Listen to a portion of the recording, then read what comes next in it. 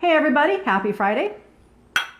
And happy National Monte Cristo Day. Monte Cristo, yes. So for those of you who don't know, a Monte Cristo sandwich it's kind of like a cross between French toast and a ham and cheese sandwich. And when I say Monte Cristo, I know you're probably thinking of a certain place we used to like to go. Bennigan's. Yes, Bennigan's, which I don't know what happened to Bennigan's. They're not here anymore, but they had a damn good Monte Cristo sandwich. They did. Bennigan's went the way of so many other restaurants. There were just too many. That used to be a thing, you know, the restaurant with the crazy crap on the walls and a TGI Fridays. And, right. There were some other ones too, but I kind of miss Bennigan's. Well, there was, Crocodile Cafe we had Bennigan's, and then Seao's. I don't know that Seao's had a lot of crazy crap on the walls, but it was the same kind of place. It's not there anymore. Nowadays, it's pretty much down to BJ's and more local. Hi, Bella. Hi, Bella. Bella's come to visit. I'm going to try and pick her up. She's going to scratch you. She's not going to. Okay, Bella, thank you for stopping by. There you go.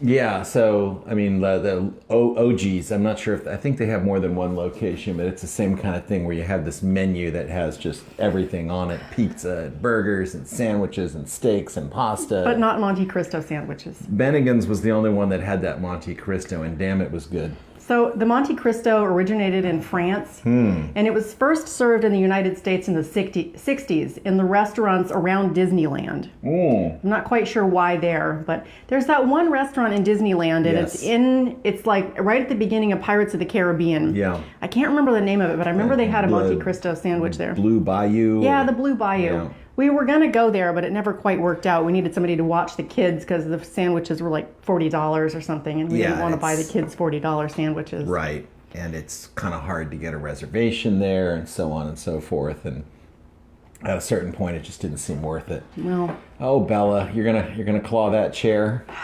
I'm just going to pretend that's not happening. Right. So let's talk about more food stuff, because there is a pizza vending machine company that is coming to San Diego. And they're going to install some pizza vending machines around town. It's called Pizza Forno. So they're going to have multiple vending machines around San Diego County. They're fully automated kiosks. They take up about 60 square feet. They make 12-inch Neapolitan-style pizzas. Okay. Yeah, in 3 minutes. So I don't know exactly how this works. I guess you put in your money, and there must be some kind of an oven in there. But so each unit holds up to 70 frozen pre-boxed pizzas, which they say are made fresh in the U.S. Before they freeze them. Yeah, so they make them fresh and then they freeze them and put them in this giant pizza vending machine. So, well, by that logic, everything you get out of the grocery store freezer is made fresh. Yeah, it's like, how would you not make it fresh and then freeze it? Okay, but well, anyway, that sounds cool. Right, I guess. Yeah. They come in flavors like pepperoni, barbecue chicken, Hawaiian, vegetarian, and something called honey and goat cheese. Okay. So anyway, that's happening. They're supposed to be up and running by the year's end, although the article that I read did not say where they were going to be. So we don't know where they're happening. Well, keep your eye out for that pizza vending machine. It'll be a surprise. That's something that, remember when we went to Amsterdam back in the very late 20th century? Yeah. They had this, I forget what they were Phoebo, called. maybe? Phoebo, yeah. It was like a food vending machine. Like it was like a little alcove you could duck into and, put your money in, and they had hot food. I don't think we ever ate it. No, they had them all around town. Yeah. We never did try that. So, Pizza Forno? Yeah. I don't know. I guess maybe I would try it, but... Maybe, yeah. Maybe. I guess I'd try it once. If I want a frozen pizza, I could just have one at home, but I don't know. Maybe it's really good. Totino's makes a pretty damn good frozen pizza. Okay, let's talk about the real estate market for a minute. What's going on out there? Well, so we've been busy ourselves, of course, as we tend to try and be. We're always busy doing something. And we opened escrow on that Santee house this week, and it's so interesting how this works. These folks have probably heard us talking about this for a while now. Maybe, yeah. We've mentioned our listing in Santee for a while, and it's finally in escrow. So, Well, this is the thing that... Good news. Like, historically and normally, houses take a while to sell. this thing where you put the house on the market and sell it in 2 days. People get antsy if their house has been on the market for 3 days. Right. Like, what's wrong? But it's a uniquely Southern California type of thing, and primarily only when we're having these superheated sellers markets and low inventory. Typically, the national average to sell a house is 60 to 90 days, and of course, the average in San Diego County has always generally been much lower, and recently has increased. Anyway, trying to shorten this story. This house in Santee we put on the market in early June, and it did not sell. It was just very unlucky timing, because that's when rates started to go up. A bunch of inventory hit the market. And it was slightly overpriced. It was we priced it at $790 to begin with. It's in escrow. Well, I can't really say exactly. Around the mid 700s. So we weren't that far off on pricing. And some people might say, well, that's, $40,000, and you're right, it is. If we had done that a month before or 6 weeks before, it would have been fine. We probably would have gotten more than that. But, folks are ready when they're ready. Right. It is what it is. Bottom line is, the listing we originally took it as a 3-month listing, because why would you need any more than that? And as it got towards 90 days, I knew it was going to expire. And I also knew that this house, the seller had to sell it. And if we didn't get it relisted, somebody else was going to, and I was going to be really upset when I looked and saw somebody else sell it in 2 days. Because what happens when a listing gets old is you start to get all sorts of bottom-feeding cash offers that are really low, and a lot of nitpicky buyers that just look at it and blow it off, or they don't even look at it. People say it's been on the market for 2 weeks or whatever. What's wrong with it? They're wondering what's wrong with it. Why hasn't it sold? And when it's been 90 days, they're really going, what's wrong with this house? And the truth of the matter is, there was nothing wrong with the house. Oh, hey, James, cheers. James, cheers, buddy. Happy Friday. It was just poor timing with this listing. Anyway, so I sold the seller on relisting it with us, and it expired after 90 days, and I put it right back in the MLS the next day, and within 3 days, we got 2 offers within 10 minutes of each other. And You're waiting for months, and then in 10 minutes you get 2 offers. Right, and they were both very close to full price, and then of course we have 2 offers, so one of them was clearly better than the other in terms of qualification and down payment and everything. So went back to that buyer and said, hey, if you'll go up to full price, then we got a deal. And we did, and we are. And they did their inspection today, and I haven't had any emergency calls about it. So I'm assuming that went okay. It's a nice house. It's in good shape. Should be good. Anyway, that was good for us this week. And then in general, the San Diego real estate market, standing inventory is at its lowest point since, I believe, June 20-something. So inventory shot up at the end of May into June and more than doubled, which there wasn't that much to begin with. So doubling sounds awful, but it really wasn't. And then ever since late June, it's just been going slightly down and down and down.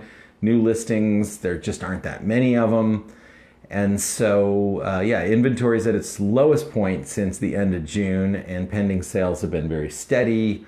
And, we're looking, rates increased some this week, which is just not good. The Fed is meeting next week, and we'll see what they do, but hopefully they're not gonna put the screws to us too much more on that. But we can certainly hope not. Yeah. I mean, the one thing that's saving us right now is that there's not a ton of inventory and buyer demand is fairly strong. But basically whatever's going to happen in San Diego real estate is going to happen in the next 4 or 5 weeks for 2022. Because once you get towards the end of October into November, you're starting to look at, if you're lucky, you'll close in December, but a lot of these are going to spill over into January. So the story of 2022 is going to be written in the next few weeks, and I'm really hoping the Fed doesn't turn it into a ghost town, because I don't know. I don't want to get into the criticizing the Fed, and they know better than I do about the economy, I would think, but I really think that we've cooled things off enough for now, folks. Maybe just give it a rest. Let it settle in. Let it ride for a few weeks. I mean, yes, inflation is high, but it's higher in Britain, it's higher in Japan, it's higher all over the world than it is here. So why are we, rushing in to just throw ice water on everything? I already went on an angry rant last week about how the CPI is calculated, so I won't do that again, but I do have some bones to pick with the Bureau of Labor Statistics, or whoever it is who... This is our capitalist economy, where these central bankers are, pulling the strings and manipulating things. And I get it. We need to have a certain amount of manipulation and steering to help things along. However, let's just not lose our head. Let's keep it cool for a while. So if Jerome Powell is watching this, I kind of doubt that. But if you're watching, J Powell, you need to get it together. J Powell, give me a call. 619-300-3254. Let's talk. Let's keep it light and fruity this next week. Okay. Right. Let's not go too nuts. Okay, well... But then if they don't do enough, investors get pissed off and rates go up anyway. So well, let's talk about our new listing in Carmel Mountain. So we've got a new listing coming up in Carmel Mountain. Really nice place. It's got a nice view of what's going to be a park, right? It's probably, and I've said this a number of times, you've heard me say it, these folks haven't heard me say it. This has got to be top 5 lots in all of Carmel Mountain Ranch in terms of its location. Yes, it overlooks what used to be, I believe, the 15th fairway. I might be misstating it there. It doesn't really matter because it's one of the fairways that's not there anymore. It's all kind of weeds now, but it's going to be a park, and there's a really nice breeze up on the patio. Yeah, there. It's a directly west-facing home, and it's open. There's just a lot of open space, and in the very near future, it's going to be a lovely city park. So it's got a great location, and the house itself is absolutely pristine. It's perfect. These folks have done everything. They're very meticulous about taking care of the home. They are, and they've updated just about everything. I mean, the guy sent me a list of things that were done to this house, and I'm going to save that, and I'm going to give it to other homeowners. Or when somebody buys a home, I'm going to say, look, this is your wish list right here. This is everything that you can do, and maybe should do. Because all these homes here in Carmel Mountain are, 30 plus years old. We're sitting in one right now. Yeah, we are. And they weren't built as 900 or 1 million plus. Well, a million plus. Yeah, they weren't built as million plus homes. They were built as, Southern California tract home, production homes, stick built with 2x4s and drywall and paint and, crappy carpeting and tile counters. And when they were first sold, they were in the low 100s, mid 100s. And so anyway, you really have to keep after maintenance and updates in order to bring these homes into the 21st century. So this is one that we're really happy about. We're going to be really proud to release it into the wild next week. Yeah, so check for our new release next week. Yes. Coming up. Love a Carmel Mountain listing. Yes. So let's move on. Let's talk about some San Diego history. You sent me an article about the Wentworth Building. Woolworth. There's a Wentworth Building too, right? I don't know. Maybe I just made that up. The Woolworth Building. And I think we all know, maybe some folks who are younger have never been to a Woolworths, but I remember going to Woolworths and just wandering around and looking at all the interesting things in there. And the Woolworth Building in San Diego has a lot of history behind it. And why don't you go ahead and tell us more about that? It does. Originally, the block was owned, like a lot of the rest of downtown San Diego, by Alonzo Horton. And I'm looking for the year here. In about 1871, Horton deeded the title of this one block on Fifth Avenue to Alfred Gilbert. Alfred Gilbert, that's a good name. And this block became known as the Gilbert block. And eventually, there was a building there that was very prominent in downtown San Diego that burned to the ground in, I think, 1919, and then it had been leased from the Gilbert family by the Woolworth Company for $10,000 a year. This whole block, and in the early 20s, it became a Woolworths, and then. that building is, look at the address. If you're wondering where this building is in San Diego, I've got the what part of town is it in? Well, it's downtown, 945 Fifth Avenue. Okay. And so right downtown. Yeah, right downtown. Right downtown.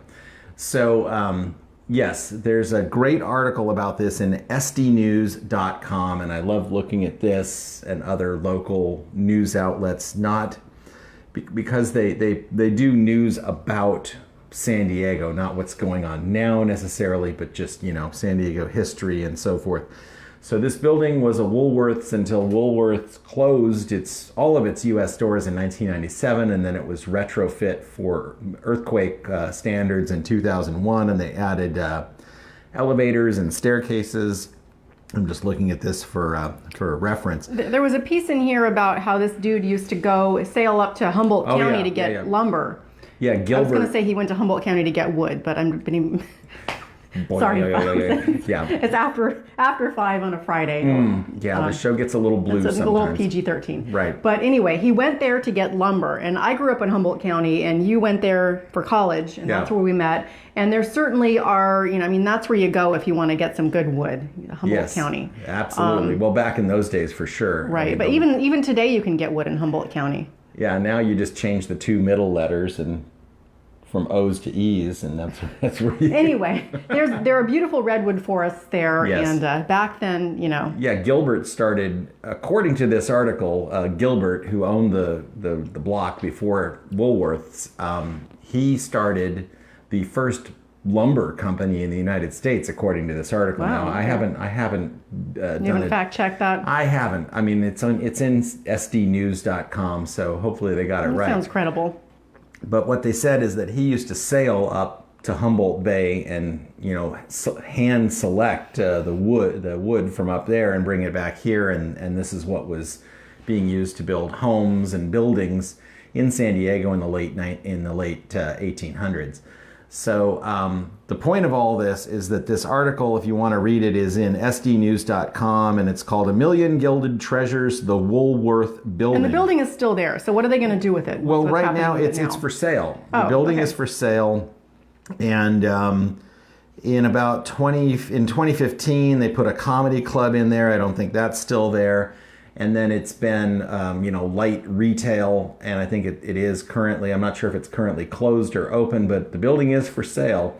And the architecture style, they say, is Roman neoclassic. Nice, I like that. And the Roman neoclassic, yes, that's fun to say. And the architect was Cass Gilbert of New York City, and it was built by Alan McDonald and Felix Kahn. So that's a little piece of San Diego history for you about the Gilbert block and the Woolworth building. Okay, very interesting. Now you can all go to sleep. So let's talk some more about a San Diego thing that was and is now becoming something else. The Starlight Bar and Restaurant is being taken over by the ever-expanding restaurant collective Consortium Holdings, which owns and operates... That sounds yummy. Okay, I was going to say that, but we'll talk about it now. So they own a bunch of bars and restaurants around town. Why do you call it Consortium Holdings? Like, it would seem like you could come up with... I don't, if Consortium Holdings folks are watching, I'm sorry, but, that's not too catchy. I miss the days when, you'd take... When you merge something like the...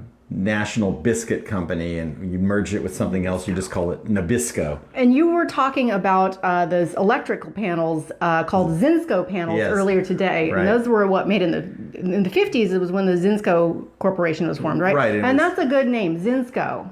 And the family name was Zinsmeyer, and they called it Zinsco. Yeah, but now we just come up with these sort of bland, faceless names. Consortium Holdings. Yeah, so that we can mask the identity of the owners, and they can shelter it from taxes and so forth. Anyway, these folks own lots of bars and restaurants around town. Born and Raised, Ironside Fish and Oyster, Craft and Commerce. They also have several hotels in their portfolio. I guess... Go ahead, sorry. Oh, I was just going to say that's kind of a trend that's happening, is these giant holding corporations are running a bunch of stuff, like Cohen Brothers. Yeah. And yeah, when I saw this article, I was like, God, another sort of iconic San Diego spot has fallen victim to this corporatization of restaurants and bars in San Diego. And in my view, it really depersonalizes things. I'd rather see some independent local folks running the bars and restaurants. I would too. I guess that's not the way of the world. Well, I guess what happens is, running a restaurant is a tough business, and these giant holding companies come in and they buy them out, and in some cases they let the original owners or some collection of them continue to manage it, but they take over the business, and by owning tons of restaurants, they diversify, and if one loses a little money, the other one makes money. It's the risk is spread out. So I understand it from a business perspective, but it's really, in my view, sort of a sad thing that's been happening in San Diego and probably elsewhere for the last 20 years, and that is just all of these unique spots are being owned by... They're being corporatized. Is that a word? It is. Okay. And the Coen Brothers restaurants, the food is good. It's good. But you can go to Ventana and Escondido and you can get the same appetizers that you get down at sea level on Harbor Island. Maybe not the exact same ones. It's got a similar sort of a vibe to it. Very much so. Yeah, and the portion is precisely weighed out, and everything is, I don't know. It just it's a little sad to me, but this is what older people do. They complain about how the world isn't what it used to be when we were young, and so on and so forth. All right. Well, one place this is not happening is on Midland Road in Poway. Woo! Yeah. Yes. So these are, if you've been to Midland Road in Poway, it's got kind of an old-timey vibe, and there's cute little businesses. Yes. And I think they're all independently owned.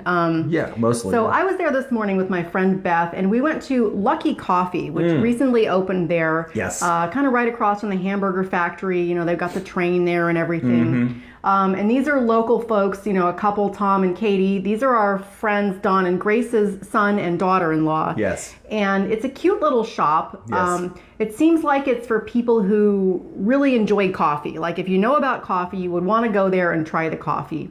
And I enjoyed my coffee. I don't know that much about coffee. I'm more of a tea person, but I could tell that, I could tell it was good coffee. Yes. And the shop was cute. The proprietors are friendly. They had this painting of a cowboy who was smoking a cigarette, and I really liked that painting. Nice. If they ever get too many other paintings and don't want that one anymore, I hope they might, auction it off or something. Yes, sir. I'm smoking a cigarette. Anyway, Lucky Coffee.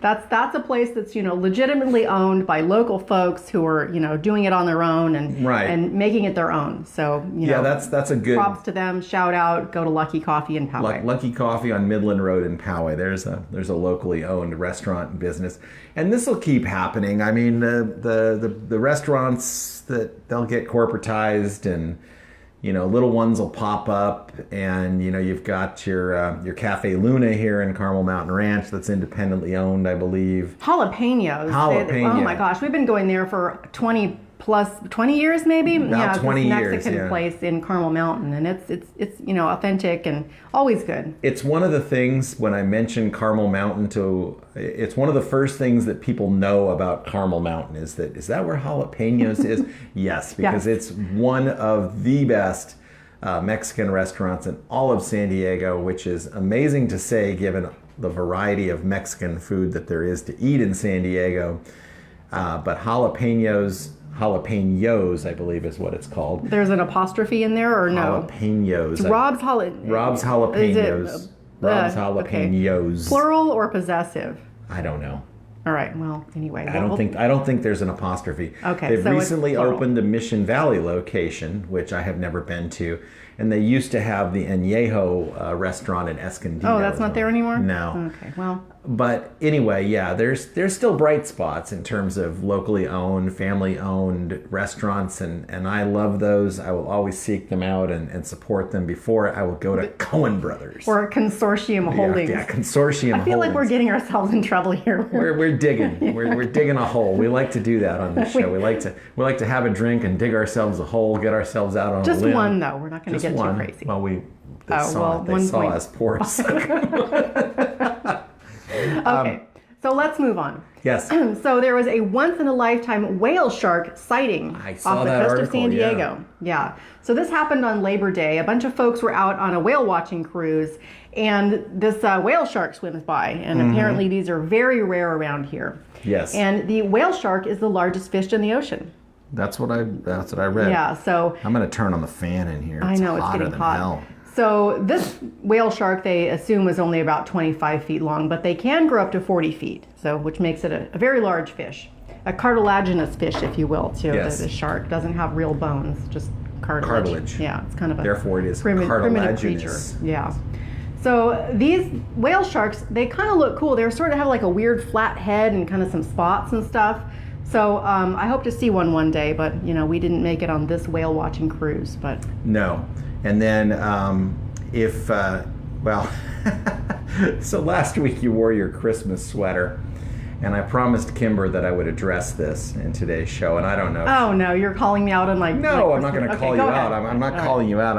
It's more of an explanation. Okay. It was a sort of tongue-in-cheek stab at the early arrival of Christmases in retail, right? It was more of a kind of a satire piece on the early arrival of the holidays. Yes. Kimber, as you get to know Deva and I, you'll learn that there's a lot of sarcasm and satire that goes along with. I only actually mean about 40% of the stuff I say. Right. But also, last week I was behind on laundry, and the only socks I had that were clean were Christmas socks. So I decided to just go with it, and that's kind of what happened. Right. So it wasn't meant to usher in the Christmas season in an early fashion. It was more of a commentary on how you walk. I walked into Costco with John earlier this week, and all the way from the front of the store, I could look to the back and see the giant Christmas tree that was there. So it's Christmas time at Costco. I'm kind of cool with that, though. I mean, I know lots of folks want to wait until after Thanksgiving for Christmas, but if there's anybody out there who wants to celebrate Christmas now, I'm down for it. Or whatever you want to celebrate, Well, yeah, it's not so much even Christmas as just the holidays. That holiday spirit that comes into being during November and December is a beautiful thing. Like that special glow that you get, right there. The songs and the lights. The lights. Oh, yeah, holiday family lights. Togetherness. Yes, there's that. Family togetherness. Which is, mostly good, but okay. Yes. So anyway, yeah, that's all about that. Okay, that's that's all what I happened have last to say week. about that. All right. So there's a lot of stuff going on in San Diego this weekend, and one thing is that Jerry Seinfeld is coming to town. Really? Yeah, he's playing tomorrow at the Civic Theater. Oh man. I don't know if they still have tickets or not. Yeah. I mean, I like Jerry Seinfeld, but like his last Netflix special, I felt was, I don't know. He's good. It's just that his humor is just kind of still the same. Well, if you watch the show Seinfeld, I think that still holds up really well, but for some reason the comedy bits they're not as funny to me as they used to be. I feel like the show still holds up, but the Seinfeld comedy, used to just slay me, and now it's like I'm not sure, if it's well, there's only so many times you can tell the joke about the peanuts. The peanuts. And I think Seinfeld, a huge reason why Seinfeld still holds up is Larry David, who helped Jerry with the executive production and writing of that show. Jerry's funny, comedic genius. Go see him. If you got tickets, congratulations. I'm not gonna go out of my way. So he is likely in town right now. And what do you think he would do? Like, what does Jerry Seinfeld do in San Diego? Oh, he's gonna go out to dinner and eat a very sensible portion. At a consortium holdings. Yeah, he'll probably property. he'll probably go to a consortium holdings property. He's probably staying at the Manchester Grand Hyatt or the Bayfront Hilton. Probably the Hotel Del. That's true. He'll probably probably put on a baseball hat and sunglasses and walk out on the beach and hope nobody recognizes him. Well, secretly hoping to be recognized because he's anyway. No, I'm kidding, or I'm not really. I don't know. Yeah, I don't know. All right, well, welcome to San Diego, Jerry Seinfeld. Hope you have a good show. Yes. And anybody who has tickets, hope you enjoy the show. Love your comedy, Jerry. But the show, I mean, we watch it. He's going to meditate. I know that. He's a meditator. Oh, he's one of these transcendental meditation Yes, he's a TM meditation guy. Yep. Nice. Okay. Well, I know there are lots of high-profile folks who do that. And, There are, yes. It's very calming. okay, you enjoy it as well, I understand. do, yes. All right, well, do you have anything else that you'd like to talk about before we wrap it up? I do not. Oh, that's it? Okay, what are you cooking for dinner tonight? There's something that smells good in the kitchen. We are making... I don't know if that's wafting over from the neighbor's window. No. Or I'm baking. I've cut some tofu up into very thin strips, seasoned it, and I'm baking it, and then I'm going to turn it into tofu cheesesteak sandwiches. That does sound good. They're good. I wonder if you could make a tofu Monte Cristo. I'll bet you could. Oh man, I want to try that. Well, maybe next week. Okay. Well, you can aspire to the tofu Monte Cristo. Yes, tofu is very versatile, and I can do amazing things with it. That's true. All right, well, everybody, thanks for stopping by. Hope you have a great evening and a wonderful weekend, and we'll see you next time. See you later.